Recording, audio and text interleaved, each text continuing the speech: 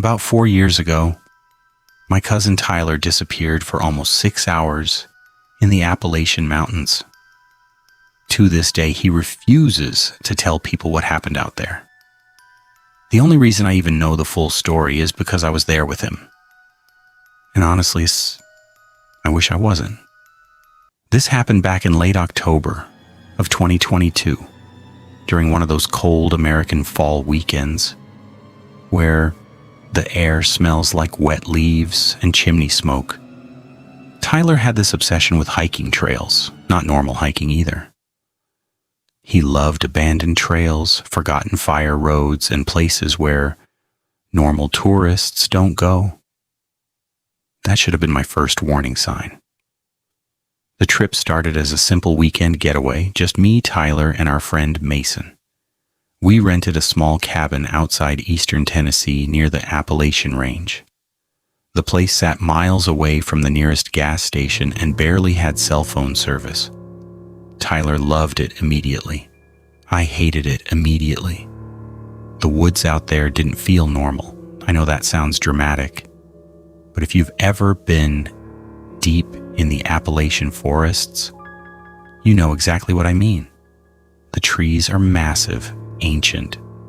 The mountains block sunlight early, so everything gets dark way faster than it should. Even during the daytime, parts of the forest feel wrong, like you're somewhere humans were never supposed to settle. The first night was normal enough.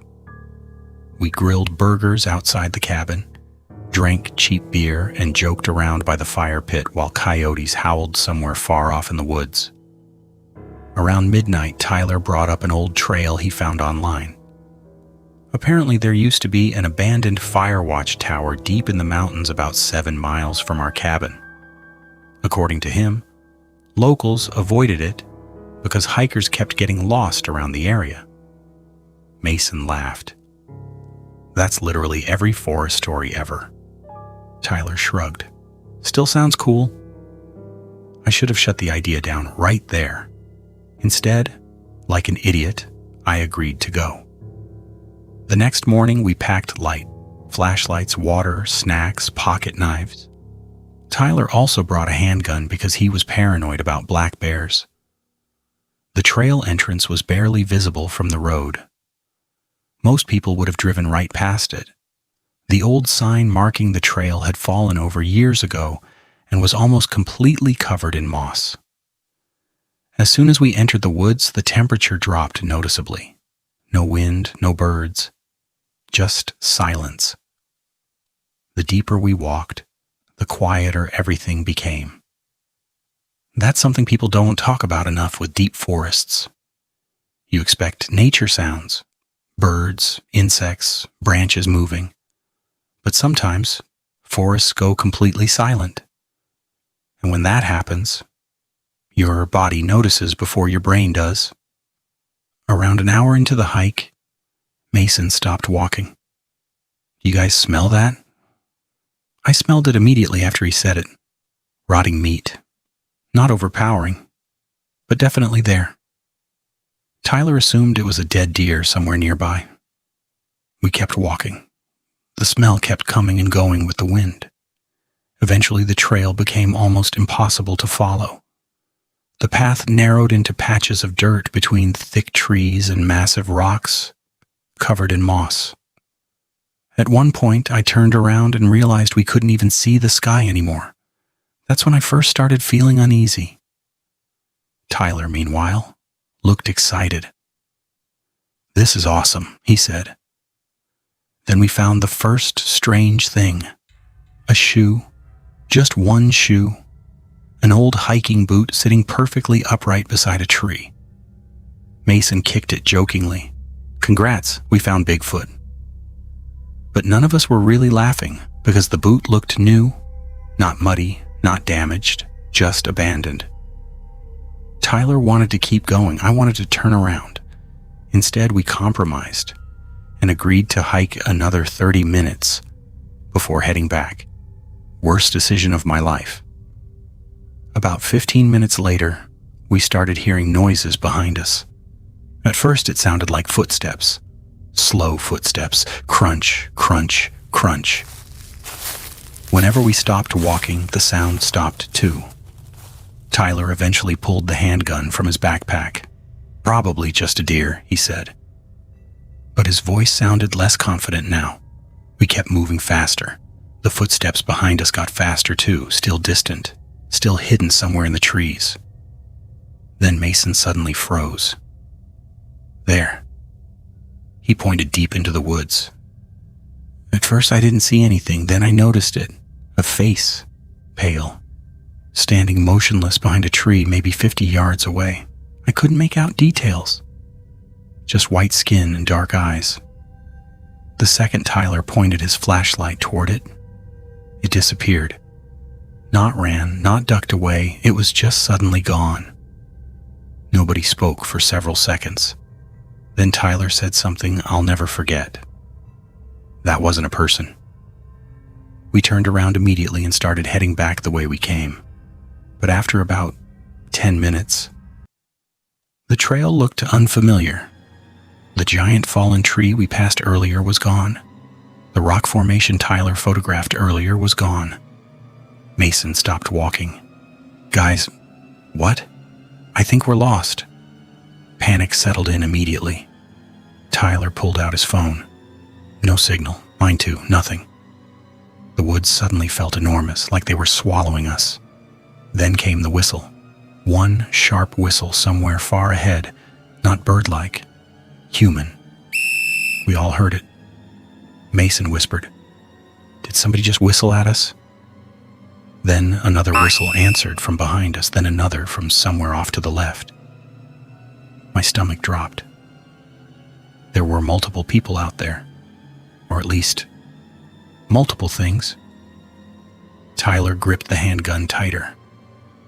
"We keep moving," he said quietly. We started walking faster downhill, hoping it would eventually lead toward the road. That's when we found the deer, or what was left of it. Its body hung upside down from a tree branch, completely skinned, fresh blood still dripping onto the leaves below. Mason immediately threw up. Tyler looked terrified now. "This isn't hunters." Then we heard laughing, soft laughing, deep in the woods. The kind of laugh somebody makes when they're trying not to be heard. We started running. Branches whipped against our faces as we crashed through the trees. The whistling followed us from different directions, sometimes close, sometimes far away, but always there. At one point, I looked behind me and saw a movement between the trees, tall figures, at least 3 of them, maybe more, all skinny, moving unnaturally fast through the woods. Tyler fired one warning shot into the air. The entire forest went silent instantly. No whistles, no footsteps, nothing. For one horrible second, I thought maybe it was over. Then came the scream, somewhere behind us. A human scream filled with rage. And suddenly the sounds exploded around us again. Branches snapping, footsteps pounding through leaves. Something was chasing us now. We ran downhill as fast as possible. Mason slipped at one point and slammed hard into the dirt. Tyler practically dragged him back up. I could hear breathing behind us. Heavy breathing. Way too close. Then through the trees ahead, we saw a road. An actual road. I've never felt relief like that in my life. We burst out of the woods and sprinted straight toward Tyler's truck parked near the trail entrance. Tyler unlocked it remotely while we ran. The second we jumped inside, he locked the doors immediately. For several seconds, nobody spoke. We just sat there gasping for air. Then Mason pointed toward the woods and quietly said, "Don't move." Standing at the tree line, was a man. At least I think it was a man. Tall, unnaturally thin, wearing filthy overalls. His head tilted slightly sideways. Even from that distance, I could see he was smiling. Not a normal smile either. Too wide, too still. Tyler started the truck immediately. But before we drove away, the man slowly lifted one arm and pointed deeper into the forest behind him. That's when we noticed something else standing in the trees. More figures, watching us, completely motionless. I counted at least 6 before Tyler slammed the truck into reverse. Nobody spoke during the drive back to the cabin, not until Mason finally whispered, "They were hurting us." Nobody answered him because, deep down, we all knew he was right. Those whistles weren't random. They were guiding us, moving us exactly where they wanted us to go. We packed our stuff and left the cabin before sunset. None of us wanted to spend another night near those woods. A few weeks later, Tyler started researching the area online. Apparently, dozens of hikers have gone missing in that region over the years. Most were never found. One local forum even mentioned strange whistling noises deep in the forests at night. Another mentioned hunters discovering skinned animal carcasses hanging from trees. But the creepiest thing came from an old man Tyler talked to at a gas station near the mountains. When Tyler described the smiling man by the trees, the old man immediately interrupted him and asked, "Did he point into the woods?" Tyler said yes.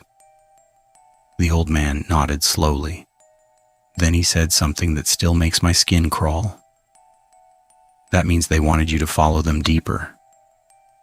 I've never gone hiking in the Appalachians again, and honestly, I don't think I ever will. Subscribe now before you hear the whistling outside your window.